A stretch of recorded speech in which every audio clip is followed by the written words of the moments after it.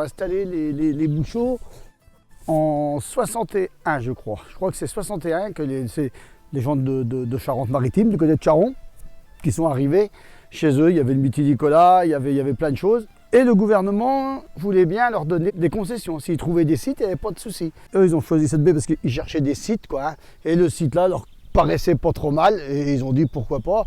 Après, il y a eu dans la baie du Guildo, il y a eu la baie de Saint-Brieuc aussi. Il y avait eu le Mytilicolas à Charon. Et pendant ce temps, il fallait trouver une baie. Et mon beau-frère Gilles fréquentait une jeune fille de Créhin qui était chez sa tante comme serveuse à Charon. Et quand il venait la voir à Créhin, Monique Chenu, il a dégoté une baie. C'est comme ça que ça a démarré.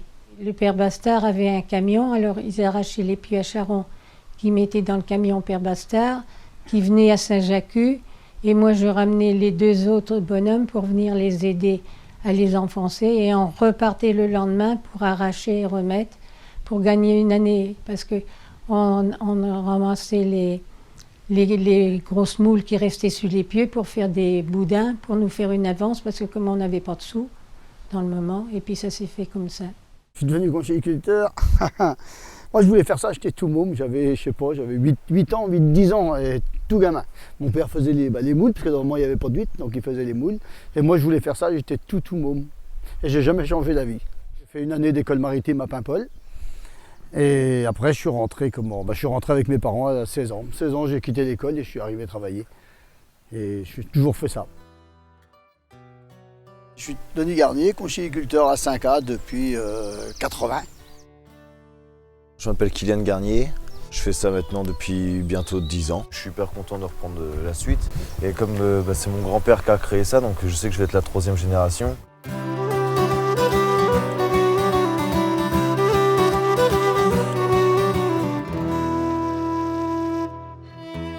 Mon oncle est venu voir cette baie et avec ses frères, ils se sont installés, ils ont fait des demandes à la marine.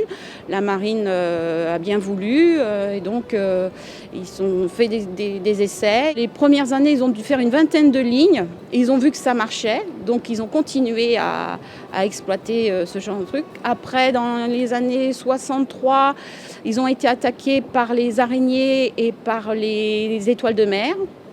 Et ils ont eu le grand froid, comme on dit en 63, il y a eu un grand froid qui a tué tous ces prédateurs.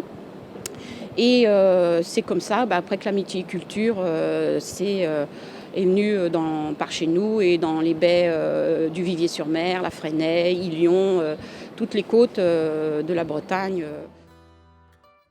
Je m'appelle Régine Denoal, je suis la 2e génération de mytiliculteurs. Je devais être péricultrice et j'ai fait 3 jours d'école et j'en ai eu marre. Je suis revenue à la maison et j'ai dit à mes parents, je travaille avec papa. Voilà, ça s'est fait comme ça. J'ai acquis mes connaissances avec mon père et voilà. J'ai passé mon 240 heures pour pouvoir être installée, pour s'installer. Et après, quand mon père est parti à la retraite, c'est moi qui ai repris l'entreprise familiale. La moule de bouchot, c'est le travail qui est fait sur le bouchot en lui-même. Donc c'est un pieu qu'on pique en mer. C'est des pieux qui font entre 4,50 m et 6 mètres, qui est planté en mer. Avec la pression de l'eau, on fait un trou et on met le pieu. Et après, on met donc la corde de moule, le naissin de moule, sur ce pieu pour que la moule gagne tout le pieu. Pour les pieux, nous mettons du chêne noir de Dordogne ou du pieu, c'est du bois du Brésil. On met les deux. Le bois du Brésil est forcément plus costaud que le bois en chêne, donc on met ça plutôt sur les lignes du large où on n'a pas accès souvent. Un bouchot, c'est un alignement de 180 pieux sur 100 mètres. Je suis Marion Chevalier, je suis sur Saint-Caguildo, je suis conchylicultrice dans la baie de l'Arguenon. J'ai un CAP matelot parce que j'étais trop jeune pour être dans la culture marine au début, donc j'ai fait un CAP matelot en premier. Ensuite, j'ai fait un BEP culture marine et donc j'ai repassé un CAP culture marine en même temps. Et ensuite, un bac pro culture marine par alternance au lycée maritime de Saint-Malo. En tant que femme, j'ai pas eu de mal à intégrer parce que je ne suis pas la première femme à être à mon compte. Donc forcément c'est plus facile quand on n'est pas la première. Ça n'a jamais été un problème et vu que c'est une succession, je suis arrivée après mon grand-père. C'est mon grand-père qui a créé la société en 61. Mon père a repris et puis moi derrière, donc la troisième génération. On ne fait pas de différence entre un homme et une femme. Je pense que c'est un métier qui fait que tout le monde peut faire. C'est un métier quand même qui n'est pas facile. Dans le temps, vous savez, on était des fermières, hein, on travaillait. Hein. Et puis quand c'est pour soi, vous savez, on met le cœur à l'ouvrage. Hein. Mais j'ai vu emmener les gosses, moi, comme Stéphane maintenant, qui a 50 ans. Hein. Et ben, le coucher dans une manne, tout petit bébé, entre deux pieds de bouchon pour moi que je puisse travailler.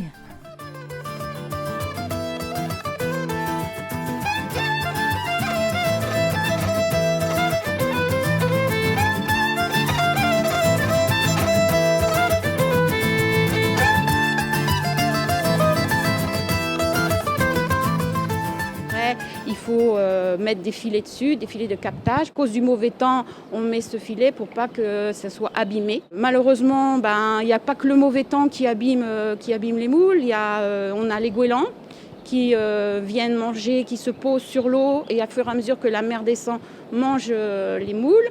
On a aussi les crabes, même les araignées depuis quelques années qui reviennent et qui mangent aussi les moules. On a les dorades qui, elles, reviennent d'une année sur l'autre et passent dans les mêmes endroits. Et on a aussi maintenant les macreuses qui viennent aussi manger, mais elles mangent complètement, il n'y a plus rien dessus. Elles mangent toutes les moules. Donc on a beaucoup de prédateurs qui fait que c'est un métier qui n'est pas facile. Alors les autres difficultés qu'on a rencontrées, ça va être les problèmes de bassin versant, c'est-à-dire les problèmes de pollution qui arrivent de l'extérieur de la baie. Ce qu'on peut dire, c'est qu'actuellement, ça s'est beaucoup amélioré. Enfin, les communes ont pris conscience des problèmes de déversement des eaux usées dans la baie. Ça veut dire que depuis 5-6 ans, les communes ont fait des travaux dans leurs stations d'épuration, dans leurs réseaux, dans les postes de relèvement. Et ça a apporté beaucoup, on a vu tout de suite la différence. Pascal Blanchard, ostréiculteur en baie de la Fresnaye. J'ai 57 ans, je suis en train de transmettre mon entreprise.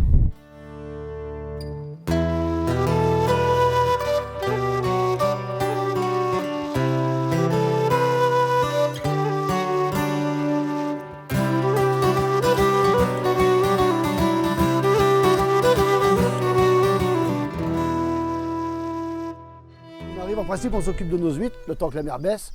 Comme les huîtres sont avant les moules, donc on commence à vider nos poches, on met tout en place. Après, on descend dans les moules suivant ce qu'on a à faire. On descend toujours avec la mer, et quand la mer remonte, on remonte finir ce qu'on avait commencé dans les huîtres, et on remonte à la fin de la marée, quoi. C'est-à-dire qu'on remonte à peu près, on descend à peu près dans une marée moyenne 2h30 avant le badaud, et on remonte une bonne heure après le badaud, quoi. Enfin, à peu près 4 heures, 3h30, 4 heures, on est parti. En ostréiculture, autant en mer, le travail en mer a peu évolué, on brasse toujours les poches, on tourne les poches à la main. Le métier a évolué au niveau mécanique dans les bâtiments. C'est-à-dire que là, on peut trier les huîtres avec des machines, on ne trie plus la main, on a des cribles. Là, ça a beaucoup évolué. Après, ça a évolué aussi dans la technique. Maintenant, on est rendu à mettre 150, 180 maximum dans les poches, ce qui fait qu'on arrive à avoir une huître qui pousse tout à fait bien, avec une très belle qualité de coquille et de chair. Les huîtres, on les prend en écloserie, font 6-7 mm, c'est vraiment... Et donc, nous, après, on les met sur les parcs. Et pendant que ça pousse, et après, on les départage. Dès que ça pousse un peu plus, on les départage. Et jusqu'à ce que ça vienne à maturation au bout de 3 ans, 3 ans et demi, 4 ans. Quand on pêche maintenant, on a les amphibies, on a les pêche-moules, c'est vrai qu'on a du matériel. Moi, quand j'ai commencé, on faisait tout à la main. Maintenant, c'est facile, pêcher une tonne de moules, c'est presque un plaisir. Et quand on arrive là, on a des grands bacs, on met à peu près 300 kg dedans, qu'on met en bassin. Il faut minimum 12 heures de passage en bassin. Et quand on les ressort, après, on a toute une chaîne de lavage avec une chaîne de triage conditionnée. Après, on fait de la moule, soit ce qu'on appelle traditionnelle, qu'il faut renettoyer derrière, ou la prête à cuire. Celle-ci, il y a juste à mettre dans la casserole. Mon travail, c'est d'appeler mes clients.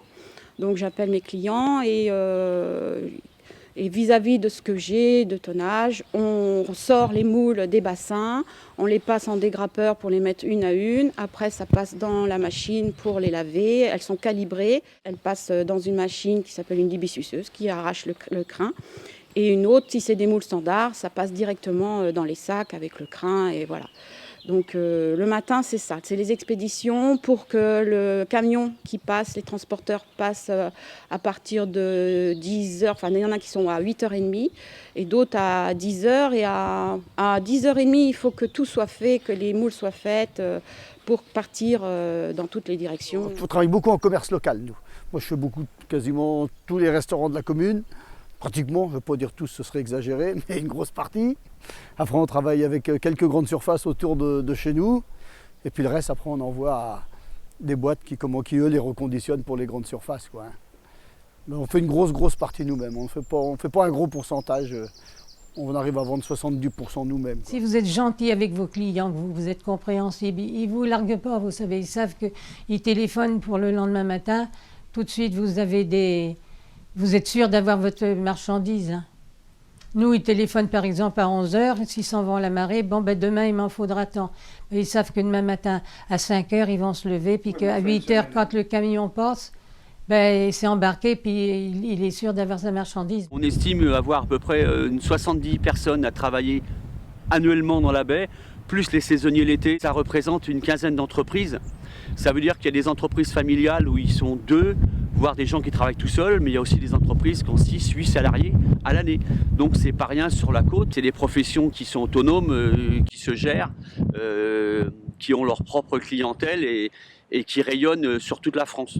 C'est-à-dire les produits de l'Arguenon et de la Fresnaye sont vendus à Lyon, à Marseille, à Brest, à Strasbourg. Donc voilà, on a quand même notre rôle à jouer sur l'économie locale.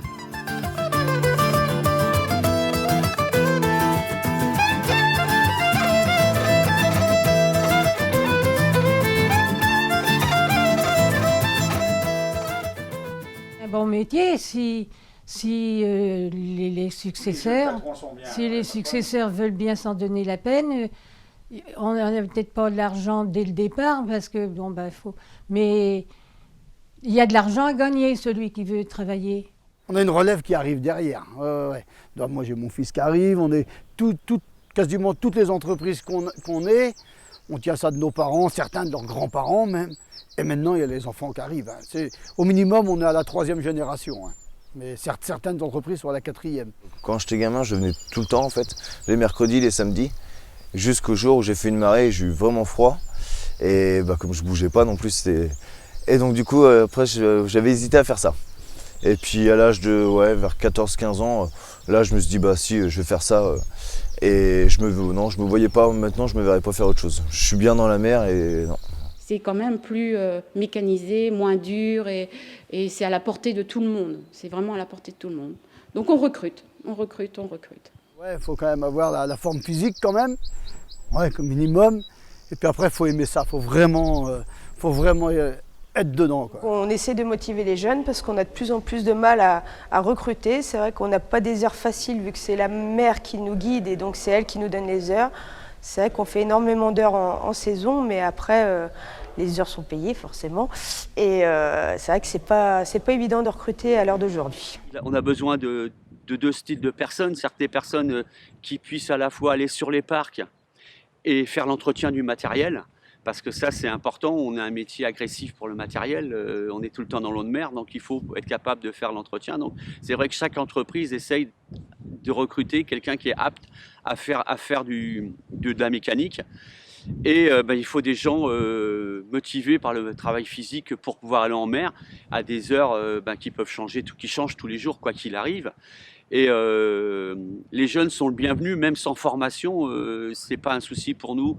Pour ce qui concerne salariés, il y aura moyen d'évoluer après dans les entreprises. Ce qu'il faut, c'est être motivé pour venir travailler au pays dans des cadres comme on a maintenant, quoi.